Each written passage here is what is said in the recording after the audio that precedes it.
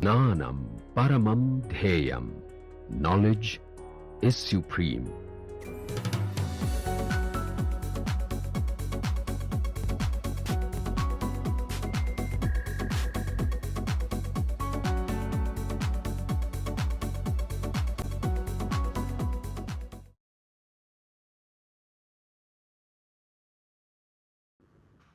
Hello and welcome back.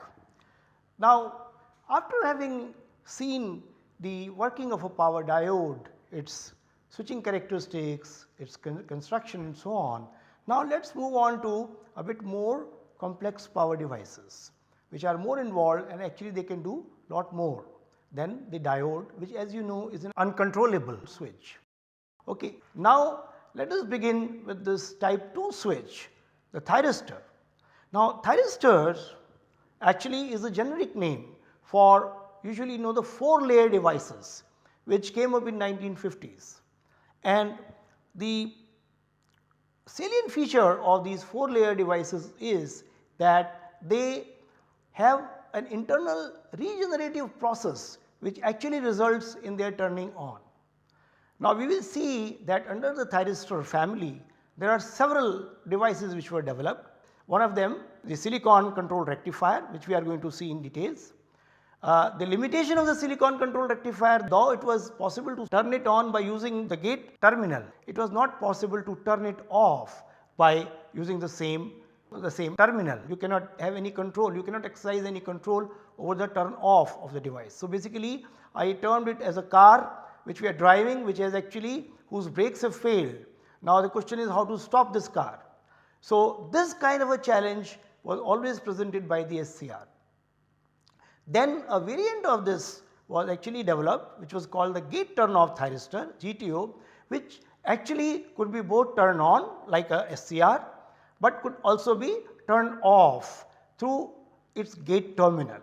So, we are going to look at these mechanisms, how this is done. So, this particular session is mainly devoted to the working, the construction of the SCR and its close variant the GTO, the gate turn off thyristor. Okay. So, what you see on the slide here on the screen is actually the structure of a silicon controlled rectifier. Okay. Let me just draw this here very quickly so that I can use this to explain a few things to you later on. Okay, so, this is a structure and it has 4 layers as we talked some time back, I just mentioned that. It has a P1 layer, we call it P1 and P2 because there are 4 layers and 2 of them are P and 2 of them are N type. So, P1 plus means very highly doped, and 1 with a minus sign, which means it is a lightly doped layer, and we have the other P which is a moderately doped layer, and this actually is going to be the gate of the device. Okay. And we have this N2 plus layer. So, the gate I can just probably show here as a gate, and this N2 plus, so the second N layer which is very heavily doped is actually through a metal contact becomes the cathode, which we just usually, because of the Greek connection, we actually prefer to denote it by K.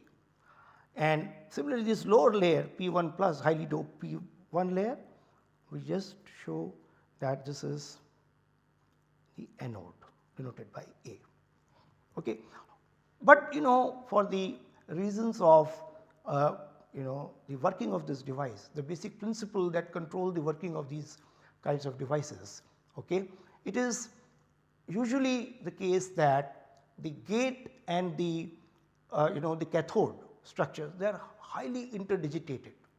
Okay. So, you actually have the gate and the the cathodes which are interwoven with each other. So, if I was to just show you the top, this portion here, okay, I can show you something like this P2, and of course, there are other layers here P2 and into this P2 you will see that there are several N2 plus layers, regions. So, you can see that they are all the time they are actually distributed all over this P region, and that is how what we mean by saying that they are highly interwoven. You can actually, I could actually mark the cathode and other things also here.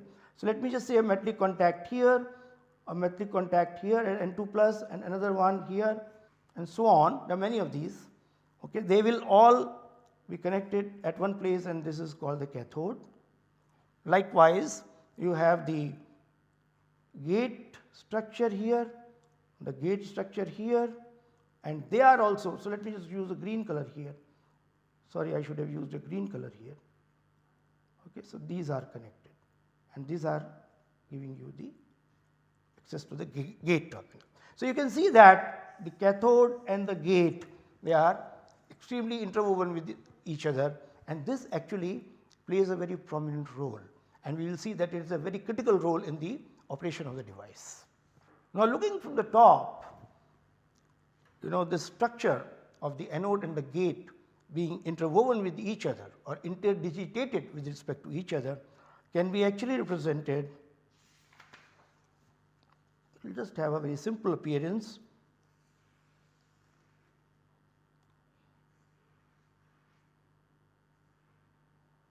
Here like this.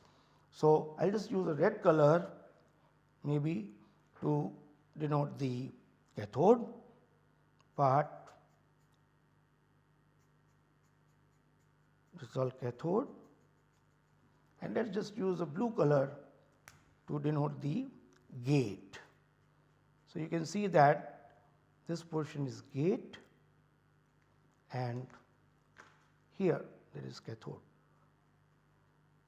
So, there are some silicon controlled rectifier devices which will have this kind of appearance, a top view of the device. So, you can see how the gate and the cathode are distributed with respect to each other. Now, there is another one which is a little bit more complex and that is specifically used for the cases where the silicon controlled rectifiers are meant to use for high frequency operations.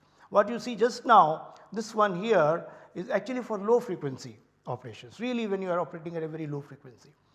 These high frequency ones are a little bit more involved. So, let me just draw them a little bit more carefully. So, you can see that this is how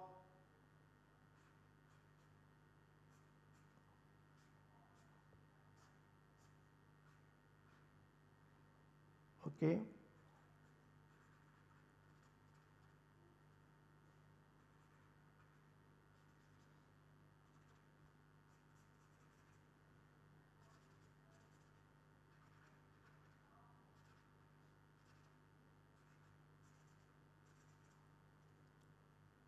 So, you can see this is how the the gate would look in this case, and the remaining thing is your cathode.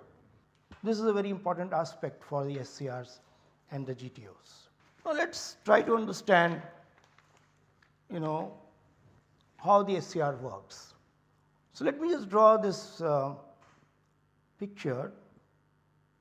Okay, so, this is my SCR. I am just trying to draw it now horizontally.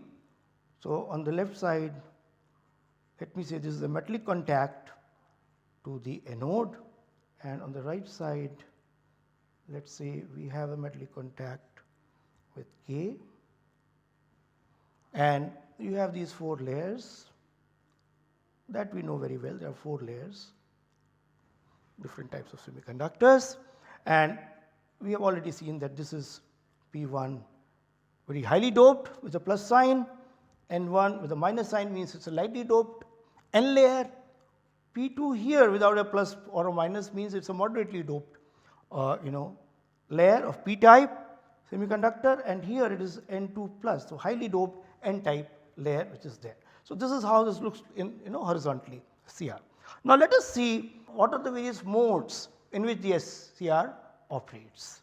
It will actually help us construct the IV characteristics of the silicon control rectifier in due course. Okay, now there are two ways or there are two conditions under which the SCR can be actually off. So, it is not just that when the device is reverse biased that your silicon control rectifier would be off.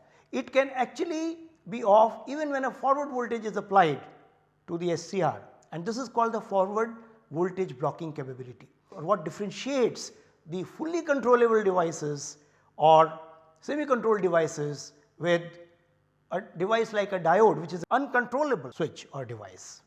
So, there are two cases. Let us see what are those conditions when SCR is off.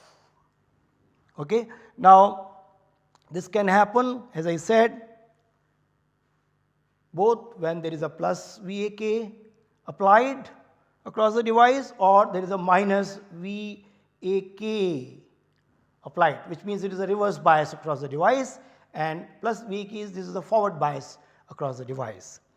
Okay. So, let us just put A here. Now, when VAK is negative, okay, with G open, okay, the G is open. Sorry, I did not mark that G here, I think I should mark that here. So, with G open, we come to this case. Now, what happens under this particular condition? We will find that J1 and J3 are reverse biased and J2, okay, that is forward biased, where I can just mark here also these junctions J1 and J2. I can say this is J1, this is J2 and this is J3. Now, the point is that this J3, if you see this junction J3, it is actually surrounded by two heavily doped layers. You can see that both P2 and N2 are heavily doped. P2 is of course moderately doped, but it is still very heavily doped, relatively very high doping still. So, J3 is obviously, from the concept that we have learned while we were studying the power diode, we know that the J3 junction cannot withstand a large breakdown voltage. So, it actually, we will find that it actually breaks down at very low voltages, very low negative voltages that will come across this junction, it will not be able to bear them. But J1, if you see, that is surrounded by one highly doped layer P1 plus, but the other one is N1 minus, which is a lightly doped layer. This one here, when it is reverse bias, this junction J1, the depletion layer can be accommodated in this lightly doped N1 minus layer, and that is why the capability of J1 to withstand a large negative voltage is very high. So, J1 is therefore will be able to absorb this negative voltage that will be applied across the device. Okay. Usually in practice we will see that N1 minus this layer here, that is kept to be a bit long, so that it can absorb the depletion layer, because as we said it is going to be basically withstanding all the negative voltage, because J3 is not capable of doing that. Okay. Now, let us see what happens in the B case, that is when VAK is positive. Okay. And again let us say that G is open and assume VAK to be less than VBO, the breakover voltage in the forward direction in these two conditions. Now, we will find that J1 and J3 are forward biased, while J2 is reverse biased. Okay, but this is not a problem that J2 is reverse biased, because J2 also has this N1 minus layer onto its left. So, just like J1 has the N1 minus layer onto its right, J2 layer also, the J2 junction also has a N1 minus layer to its left. So, basically what we are trying to say is that both J1 and J2 can withstand a large reverse voltage, and they will have a large voltage breakdown capability. By the way, if the breakdown occurs in these devices, it is mostly through avalanche breakdown. Now, we want to understand a little bit more about this device, okay? And it is observed that in this context it really helps if we can actually split this 4-layer device into 2 transistors which are connected in a very specific manner. That is what we are going to see now. And it is very easy with the help of this what is called 2 transistor model to understand the working of the the several aspects of the silicon control rectifier. So, let me just first prepare the ground for creating this 2 transistor model. So, please see that this is just the one of the halves, the the anode side half that I have drawn, and I have just kind of sliced through this device, and the other side will be also will be just analogous to this, the cathode side, that is K, and I can just say that this is my N1 minus layer, and this is P2, and this is N2 plus. These are the 2 layers, and here is the gate. But I will also have to obviously show the connection between these 2. So, we know that this P2 is actually connected with this, and this N1 minus is connected through this connection. Now, what we see here on the left side, if I just look at this structure and also look at this right side structure, these are nothing but 2 transistors. One of them is a PNP transistor, the other is an NPN transistor.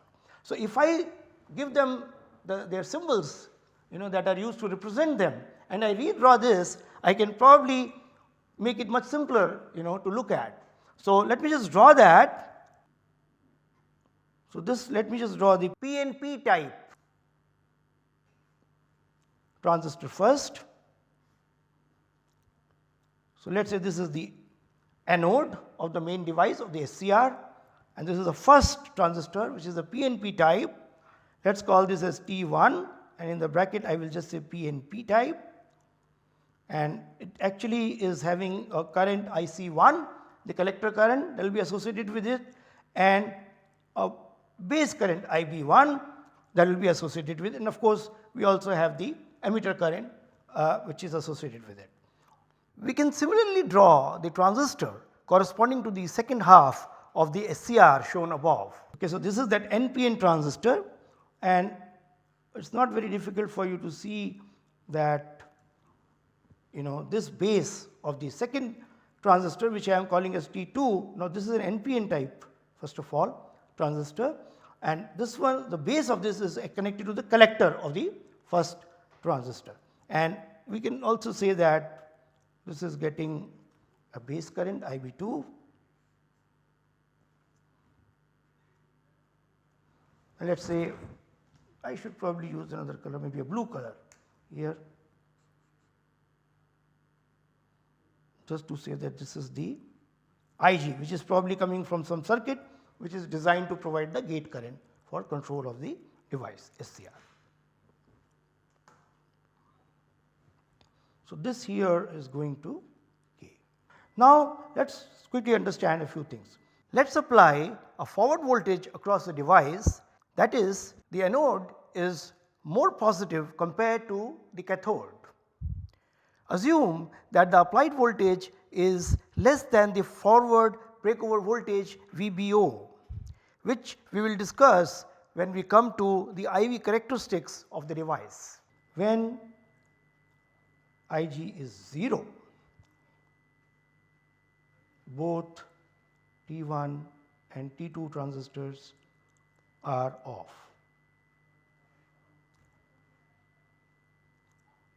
When IG is increased slightly, let us see what happens. We find that this actually means IB2 increases, which means IC2 results, but that is connected to the base of T1. So, this means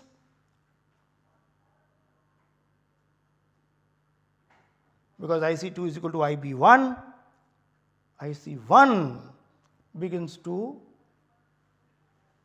flow. And the last important point here is that as this IC1 grows,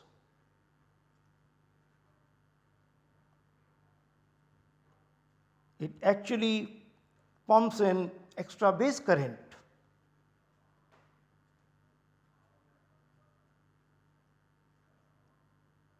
into T2, which in turn increases its collector current, and which in turn increases the base current of the first device, and so on.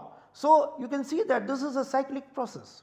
This is a chain reaction which starts and it continues till both the transistors, they actually get into their saturation mode and completely get turned on. The turn on of the SCR can also be explained using the Eberball's model.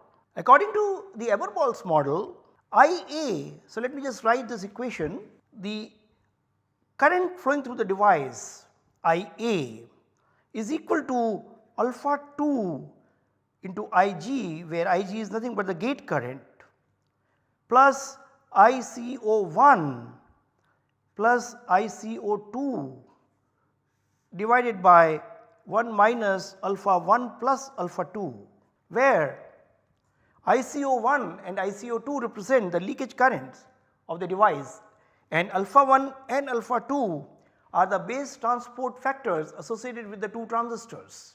Now, in the absence of the gate current and assuming that VAK, the applied forward voltage, is less than the breakover voltage VBO, alpha 1 and alpha 2 are small, and therefore IA is equal to ICO1 plus ICO2, just the two leakage currents add up, and it is a very small current.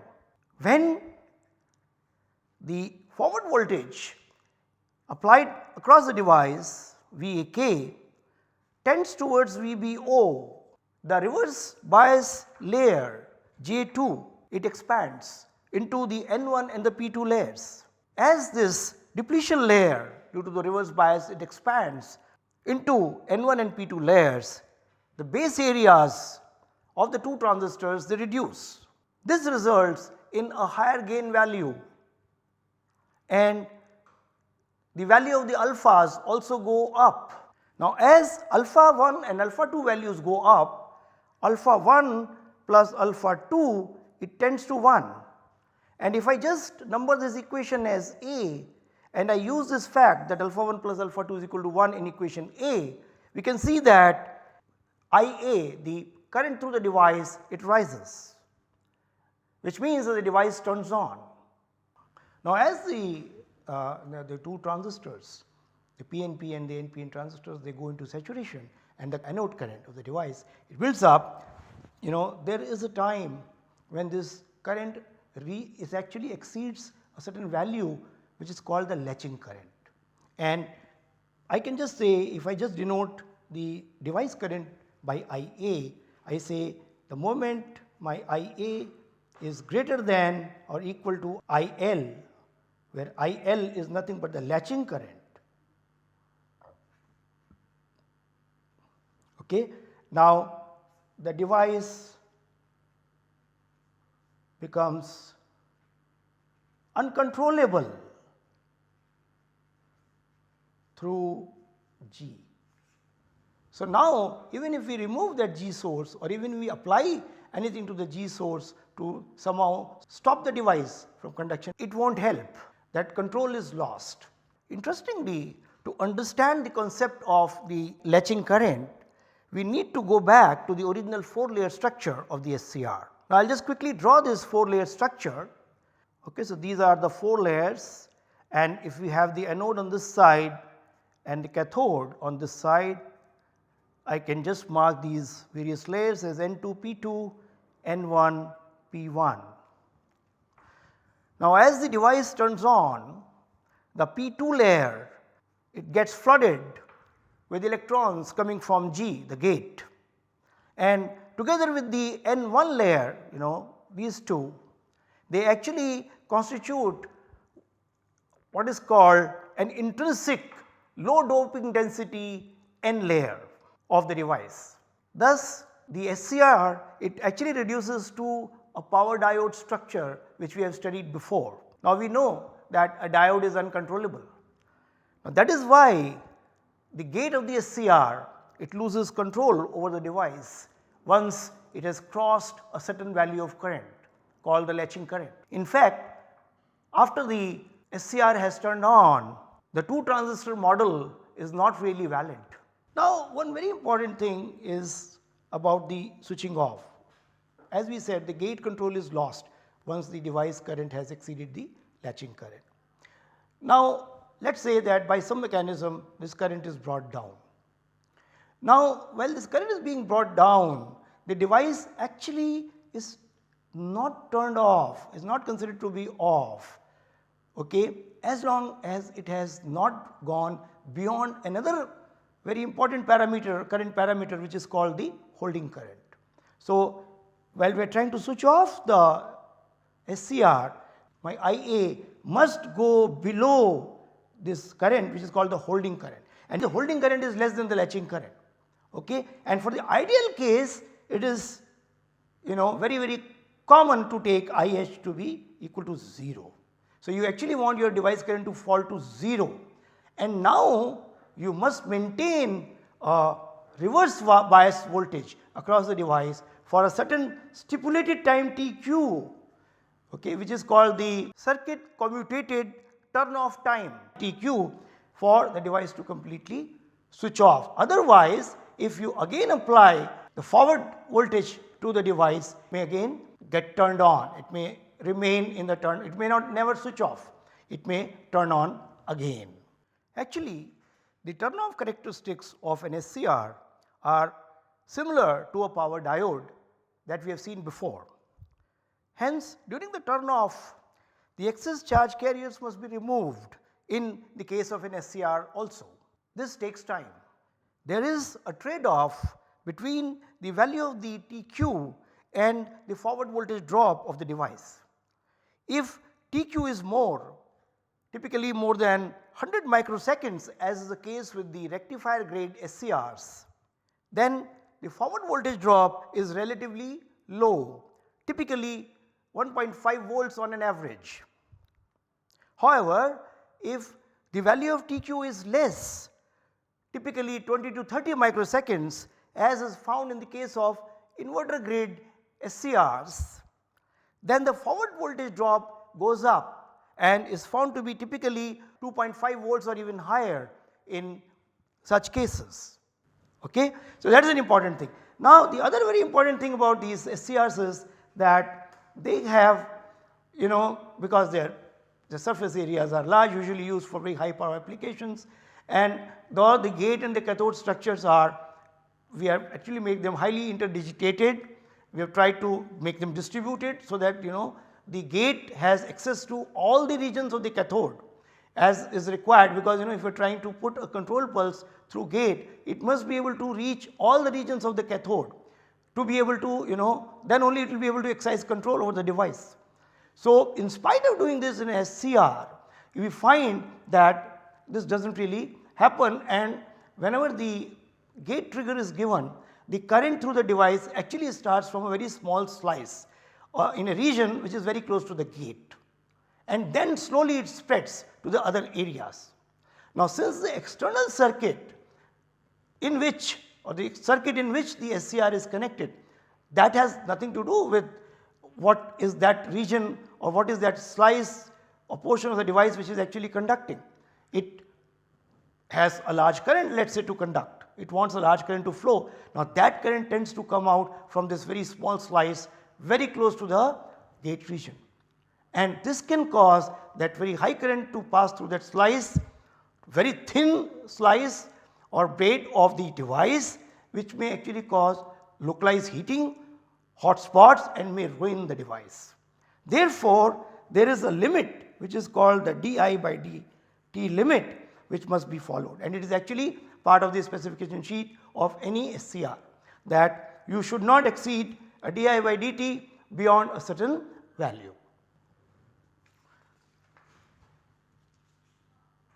Now typically the di by dt is controlled by using an inductive snubber in series with the SCR.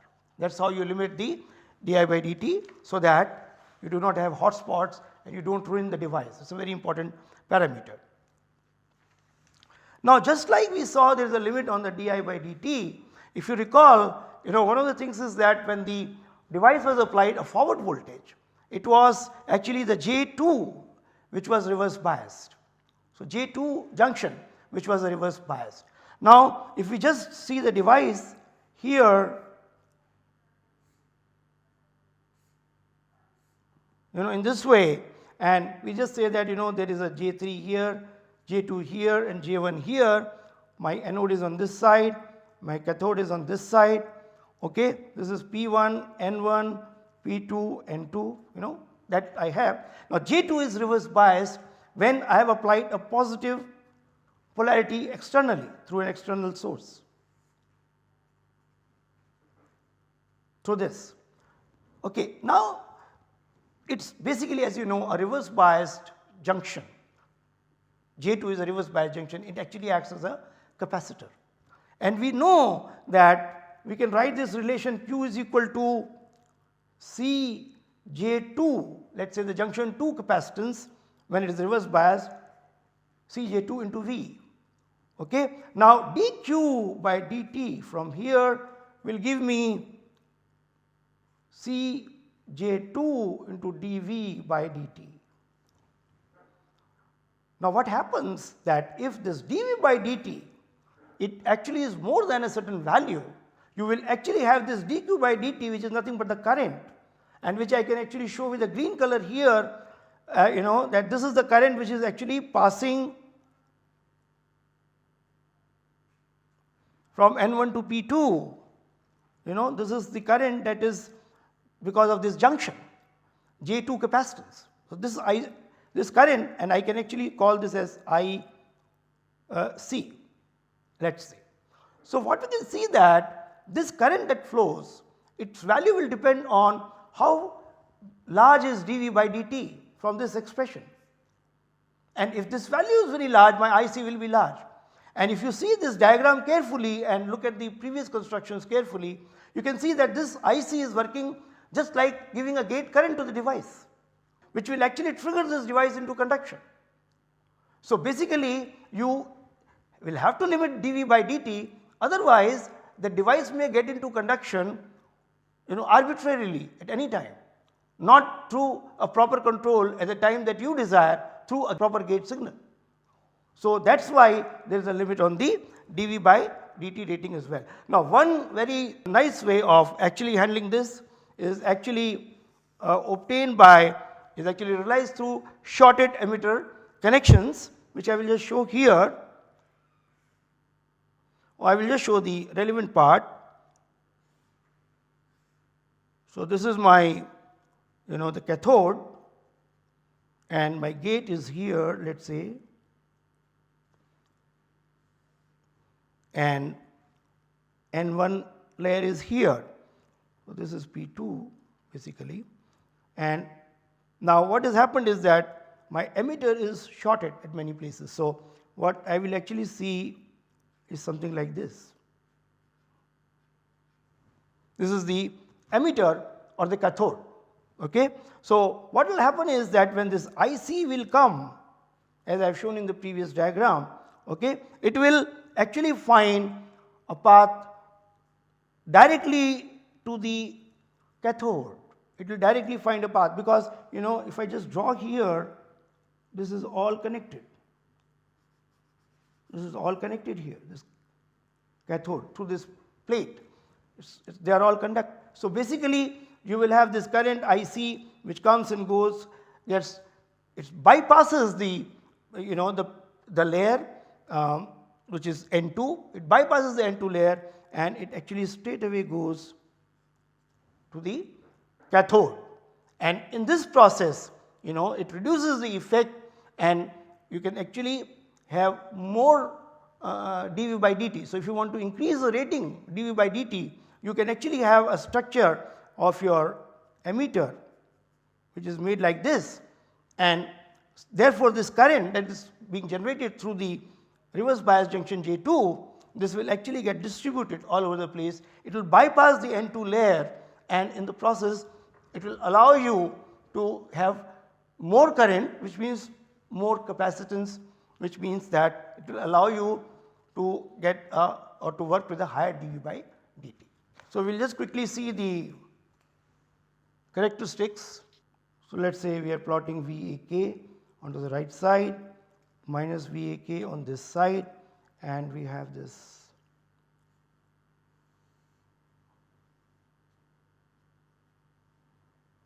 the device current IA, which is listed here. Let us say that this is 0, the origin. Now, the way these device characteristics are going to look like I versus V for the SCR, I am going to use another color here. So, let us just use a red color. Let us say we apply a forward voltage, and when we apply the forward voltage, let us say it goes like this. The leakage current increases little bit and it comes to a certain value VBO when Ig is 0, I should say. Now, I have not applied any gate current signal, and the moment it crosses VBO, the saturation current to actually initiate the regenerative process of the device that I just described to you with the help of the 2 transistor model. So, actually you come here, and then from here you have this very unstable mode, which I am just showing with a, let me just use a black color like this, and then the device actually just takes off like this. Now, instead of giving no gate signal or gate current, if we had given some gate current, what we will find that this point, okay, where the conduction suddenly starts, will actually come a bit earlier. So, you will actually have, for slightly more Ig, you will have the characteristic like this. For still more Ig, you will have the characteristic like this, and so on. So, this is the forward side, or this is the forward direction characteristics of the SCR. Okay. Now, what you see on the left side, if you apply a negative voltage to the device, then what you find that it will have, let me just use another color now, a green color, that it will have a characteristic which will be something like this. Of course, this current here magnitude will not be so much, I have just magnified it for the understanding part, and then beyond a certain value, which is the maximum reverse voltage, or some people also call it as reverse working maximum voltage, negative side, negative voltage, it will actually go there, and then you actually, the device goes avalanche breakdown. So, this is how the characteristic of an SCR would look like.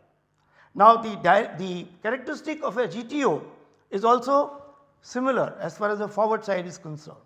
The only thing is that in GTO we happen to do a compromise with the left side characteristics. So, the capability of a GTO to withstand large negative voltage, okay, that is much less compared to an SCR.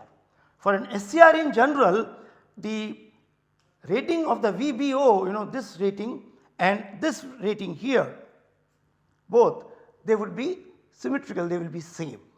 Okay. With GTO, this side rating would be less. Now, to conclude about SCR, here are some interesting facts. Fact number 1, the SCRs are often used as Darlington pairs to reduce the gate current requirements, and one such pair you can see that I have already drawn here, where you can see that there is a main SCR and there is an auxiliary SCR, and the auxiliary SCR is actually used to drive the main SCR.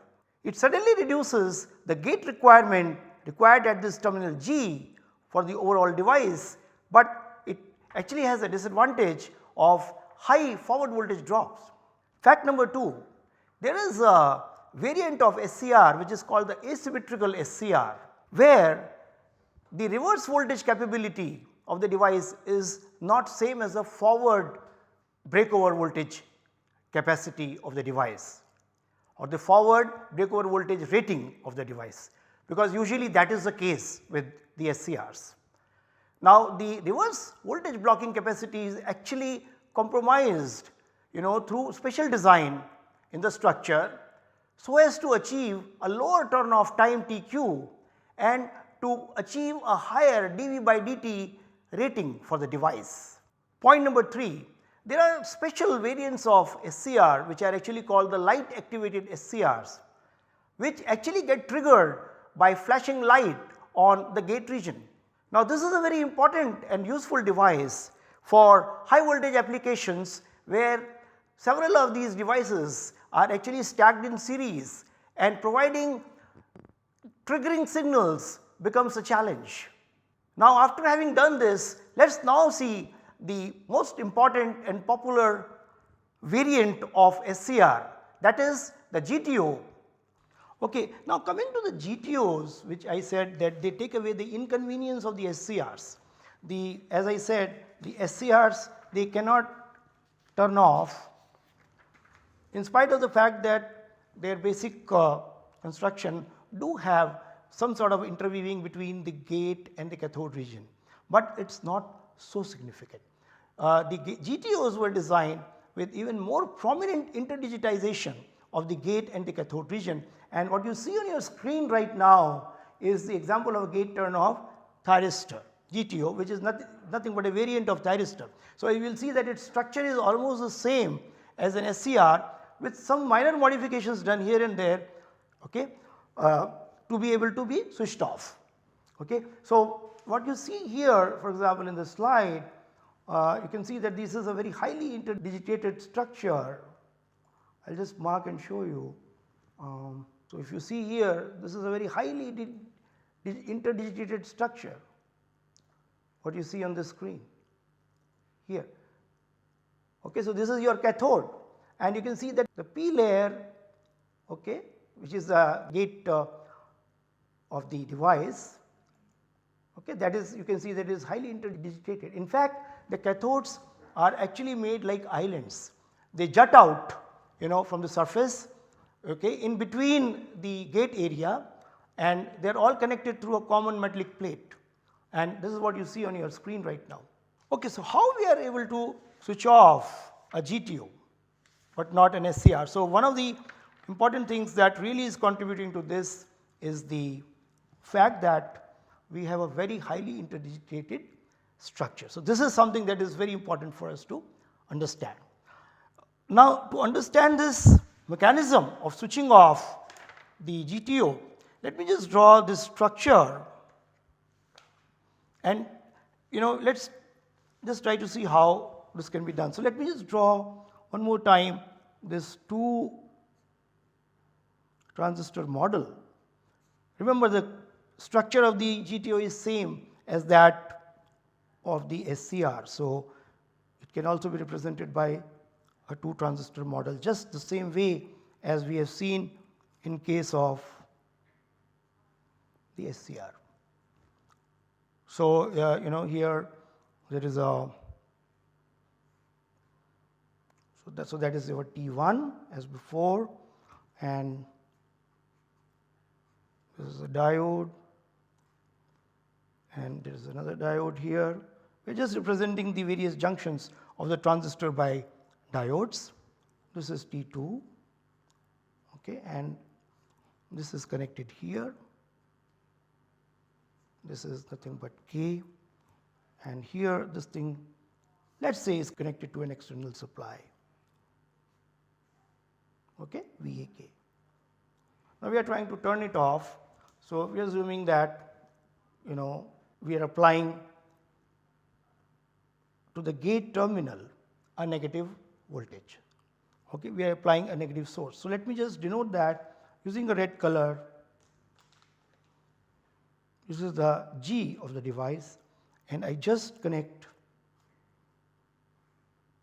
this voltage here, voltage source here, with a negative here and a positive here.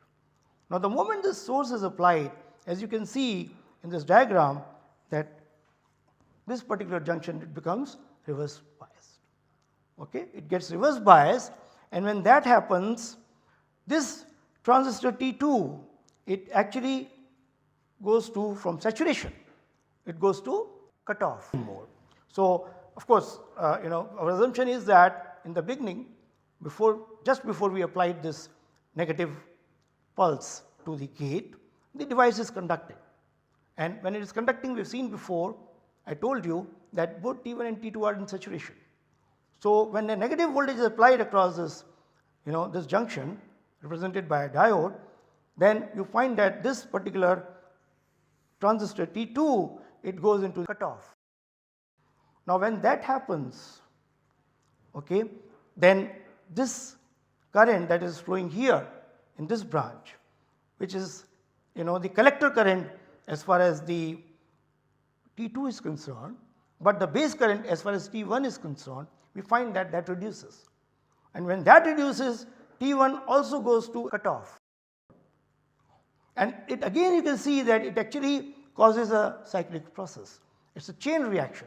So, this will cause a reduction in the current that will be flowing through T1, further reduction in the current that will go into the gate terminal T2, and then again further reduction in the current of T2 in the collector region, and so on. So, this chain reaction continues till finally the current IA, if I just mark this as IA, it goes to 0. So, this is how a GTO turns off. Now, a lot of help for this actually comes from the very peculiar structure that it has. Now, one of the things that is done, as you will see in the slide again, if you see the anode region actually is interdigitated between P plus and N plus layers. Okay? The idea of doing this is to basically increase the speed of the GTO. This scheme works as follows. As N1 is extended into P1 layer in the form of fingers, as you can see in this diagram. So, you can see this diagram which I have drawn, this red color is actually the extension of the N1 layer into the P1 layer. So, basically this effectively reduces the 4 layer device into a 3 layer NPN bipolar transistor. Therefore, the regenerative process is not required, it is just like switching off normal BJT. Therefore, the switching off time or the turn off time of the GTO comes down. However, there is also a disadvantage, as I have tried to show with the help of this 2 transistor equivalent circuit that I have drawn below here. So, this one. Now, these fingers, the extension of N1 into the P1 layer, it actually amounts to shorting the emitter and the base of the top transistor T1 in this 2 transistor model. Okay? Now, it has the following repercussions. It actually causes a higher voltage drop when the device is conducting. There is also a disadvantage with respect to the reverse bias voltage capability of the device. Since the device behaves like a diode without a lightly doped N layer, its reverse voltage blocking capability gets compromised. Another important point to basically understand here is that a GTO would usually have a higher forward voltage drop when it is conducting compared to an SCR. Okay? And it will have the same sort of limits on di by dt and dV by dt as we have seen in the case of SCR. And the one important point, however, is that I like to mention that there is a maximum limit on the anode current which the GTO can actually turn off, which we can actually turn off through the gate control of the GTO. Now, this is an important thing. Now, typically when there is a current IA which is flowing. So, let me just, I have not shown you the symbol yet of the GTO. So, I will just draw this. This is the symbol of the SCR. If I put a gate terminal and if I just use this,